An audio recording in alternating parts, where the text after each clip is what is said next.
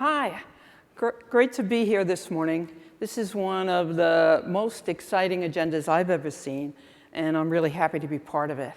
What I've been asked to do is talk about what we at Nielsen are seeing in all the different measurements that we're doing. How is that video consumer evolving? So first, talk about who are the viewers. Doesn't matter how the video is evolving if we don't understand what our viewing audience looks like. We're going to talk about all of our screens and kind of the state of measurement today. Where are we? What do we know about how people are using them? And then we're going to take a look at video consumption across a period of time, really, because it's really dramatic how it's starting to change. First of all, as Americans, one of the things we need to think about when we think about our audiences and our consumers is that we're getting older. What you're looking at here is 50 years of age distributions across the American public. And one of the things that you can see is that line on the top is our coveted 18 to 49-year-olds. And we can see the baby boom come and go through that demo in this time period. So if we look at the yellow line, which is Americans 50 plus, we can see that it's clearly growing, and it has grown dramatically over the course of the last 10 years. But also want to think about the fact that there are less teens and kids than there were in the past. Today, 23% of our population is in that age bracket. So that says that we're going to continue to have an aging population.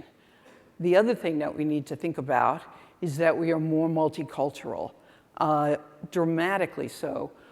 This is over a 10-year period looking, and this is census data, where we are seeing for both African Americans growing across the board in terms of percent of the population that they represent, and then Hispanic. And looking at Hispanic, what we see is particularly among the younger demos, among the 2 to 17 and among the 18 to 49-year-olds, this is where the growth is occurring. So we need to think that we are multi-generational now and that we are multicultural.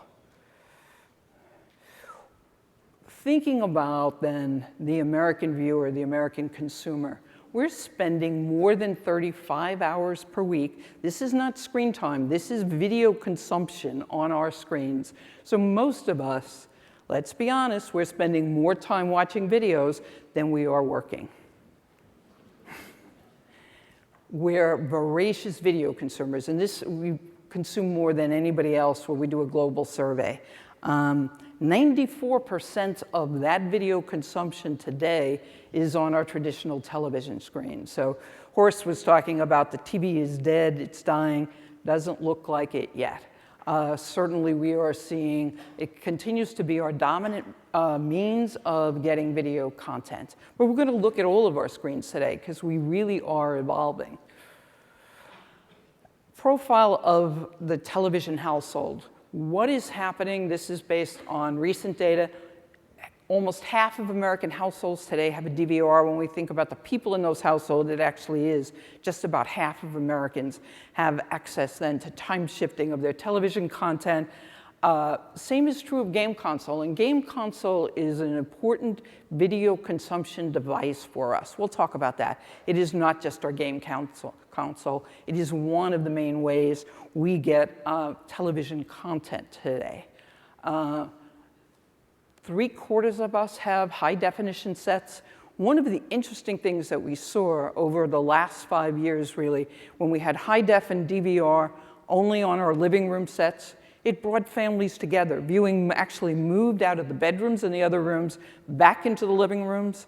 Sorry to tell you guys, we're getting whole house DVRs and high def in every room. We're going back to our solo viewing again.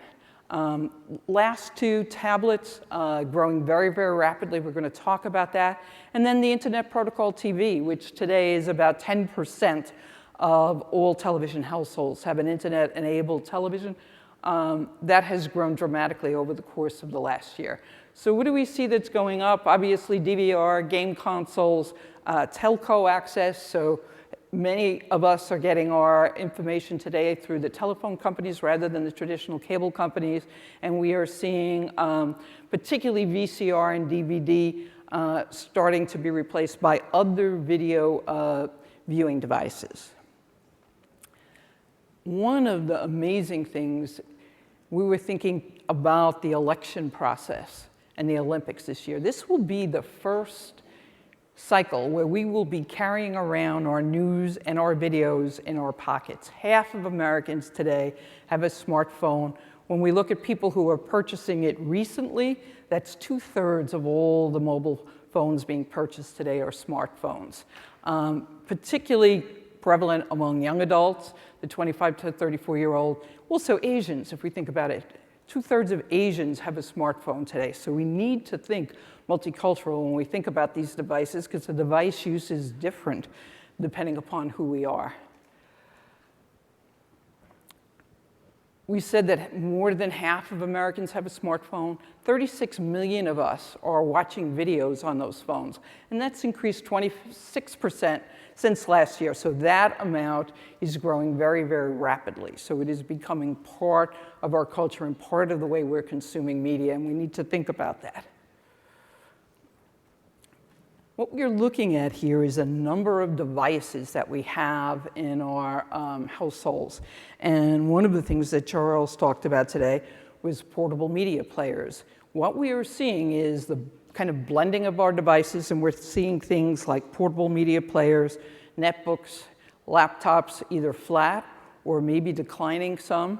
Well, we're seeing things like the tablets, e-readers, smartphones growing. So we're taking the devices are merging and blending together.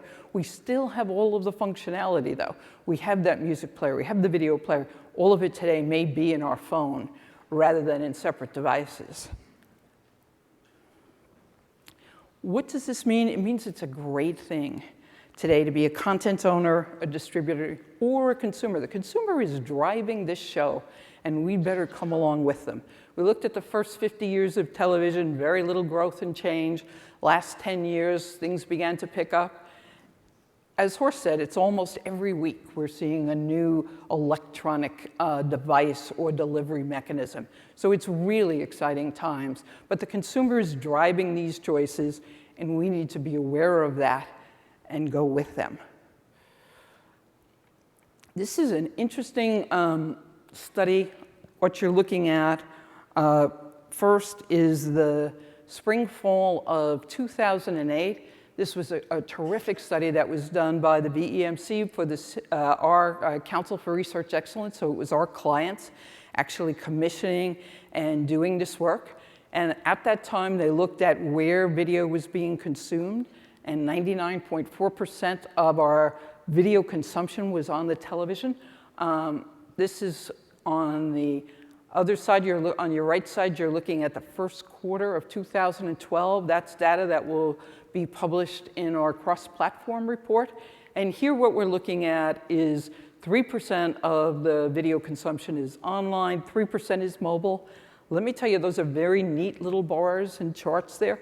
I got to tell you that some of that is blurred, and we'll be working towards that in the future. So in other words, you may take your online signal and view it on your mobile phone. So we know it's being viewed, we know when it was being viewed, but sometimes following the devices is less precise than it used to be.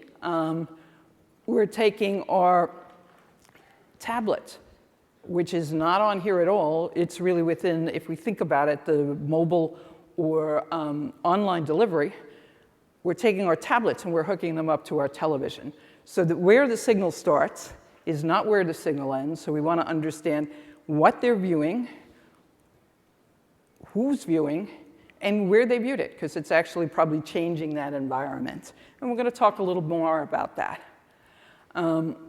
This is our TV screen viewership, not to be confused with our television viewership. This is stuff that is arriving on our televisions. And how is it getting there?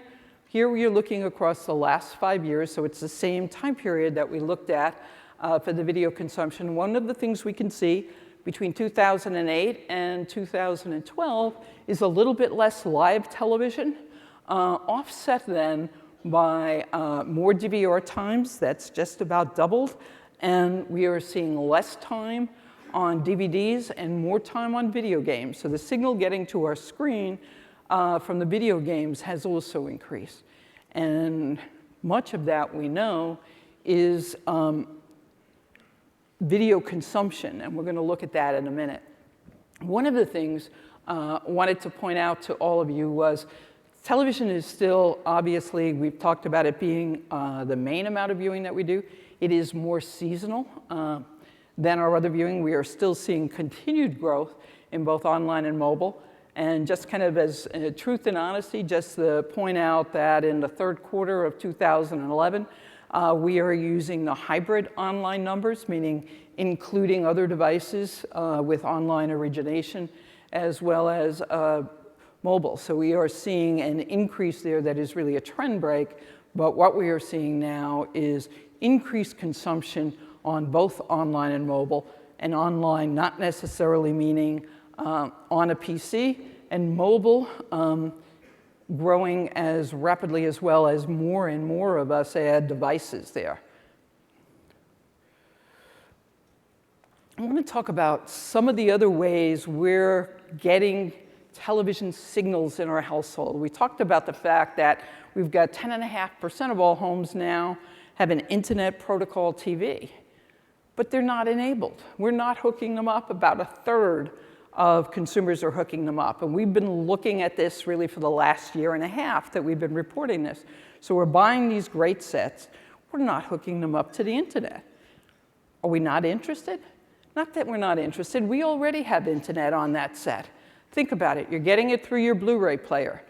Half of us have video games attached to those sets, many of them on our wireless networks already. So this is not saying that only a third of the people with internet protocol TVs are watching the internet on their sets.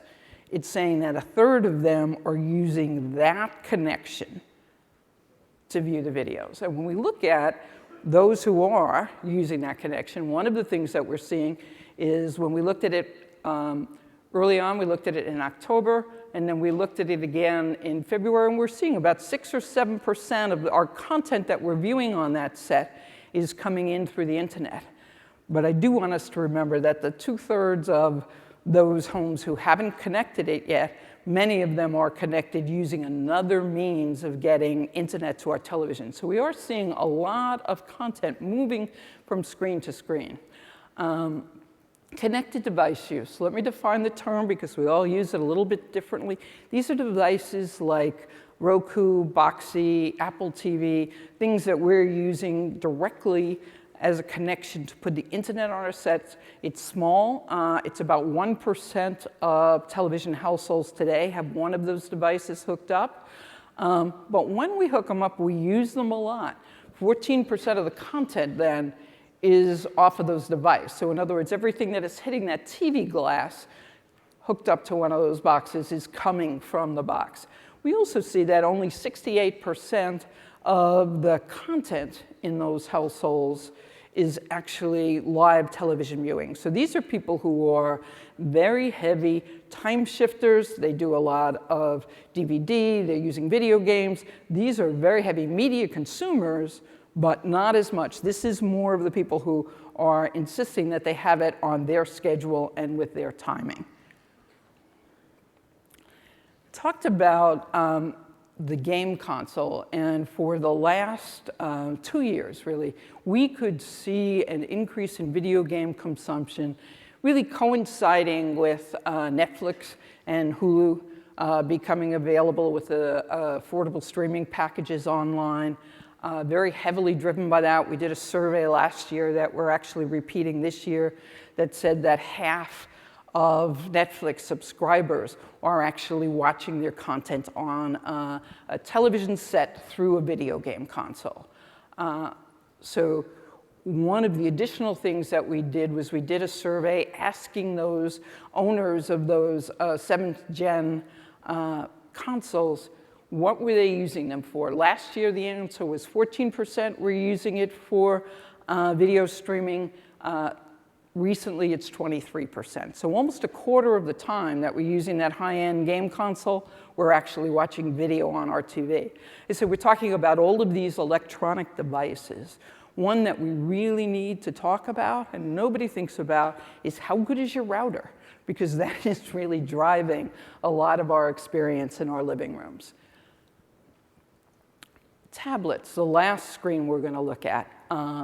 Our tablet panels are under construction, so we are still working. We have only a limited amount of digital data on tablets. We will have more about that later this year. But we asked tablet owners, how is it impacting your TV viewing? About 80% of them said not at all. I'm watching about the same amount of television. 10% said that they're watching less. 11% actually said more. So a mixed package there in terms of how we're using it. One of the things that we're seeing, though, is when we ask them, what are you doing with the tablets while you're watching TV? They're doing all the things that they used to do with their computers.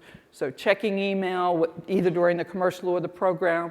They're surfing for unrelated content, or they're using an app. These are all activities that we used to use, and many of us still do, our laptops for. So one of the things that we've seen in several instances is a little bit of a change in either simultaneous computer and TV use. It's not a decline, it's a change in device. We are still on the internet when we are watching television, but we're using this different device to do it. So if people are talking about, oh, computer use is going down, perhaps the device is changing, but the pattern of media consumption is not changing, and we, as marketers and programmers, need to be aware of that. So hopefully we've got a few things to talk about, think about. First of all, there are fewer homes that have a traditional TV signal.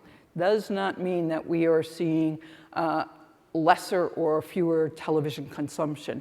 One of the things that Nielsen is doing is working with our clients to consider redefining the definition of a television home. Does it matter to us that it's a traditional television, or should we be including homes without that traditional delivery mechanism, but they're getting their TV content on the internet or on other devices, sometimes even on a TV screen? Increases in smartphone, tablet, internet-enabled video games. All of our devices, video consumption is continuing to increase, but it's migrating. So we may see less TV usage, but it's because it's moved to the tablet. Or we may see our video consumption moving from one device to the other. We know that we are, but it doesn't mean that we're consuming any less media. We need to think multi-screen. So we need to think about the way all of these screens interact. I hope we can think multicultural, because if we're not, we're missing the opportunity. And think multi-generational. Particularly with the boomers, they haven't been the early adopters, but they have adopted all of the tools that they're paying for their children. Nielsen is redrawing the circle. Our goal is to expand the coverage, to measure all delivery vehicles, all devices, all content. We're well underway with electronic measurement of all of that, and we're excited to be working with all of you to move that forward into the future. Thank you.